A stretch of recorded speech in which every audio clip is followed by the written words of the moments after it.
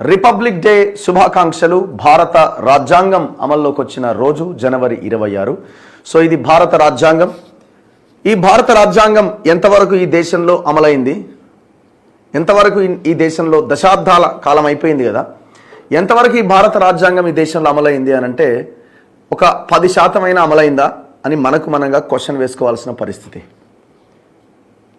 So ఈ భారత రాజ్యాంగంలో ప్రజలకు సంబంధించిన కనీసమైన హక్కులు ఏమైనా మనకి పూర్తి స్థాయిలో కల్పించబడ్డాయా? మనం మాట్లాడగలుగుతున్నామా? కనీసం స్వేచ్ఛగా మాట్లాడగలుగుతున్నామా? ఈ దేశంలో కానీ ఈ రాష్ట్రంలో కానీ పాలకుడు ఎవరైనా కావచ్చు, ఏ పార్టీ అయినా కావచ్చు, ప్రభుత్వంలో ఉన్న వాళ్ళు ఎవరైనా కావచ్చు, కనీసం ప్రాథమిక హక్కులైన పౌరులు పొందగలుగుతున్నారా? దయచేసి మనం ఇది గమనించాల్సిన అవసరం ఉన్నది.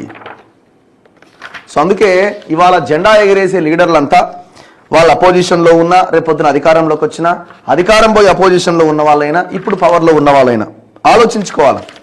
ఈరోజు ఎందుకు జెండా ఎగరేస్తున్నాం అన్నది ఆలోచించుకోవాలా. చట్టం ముందు అందరూ సమానులే, ఆర్టికల్ 14 అమలవుతున్నదా? ఇట్లా ఎన్ని రకాల ప్రాథమిక హక్కులు, అంటరానితనం అమలు ఉన్నదా? అంటరానితనం పోయిందా? వ్యక్తి స్వాతంత్రము, భావ ప్రకటన స్వేచ్ఛ, ఆర్టికల్ 19.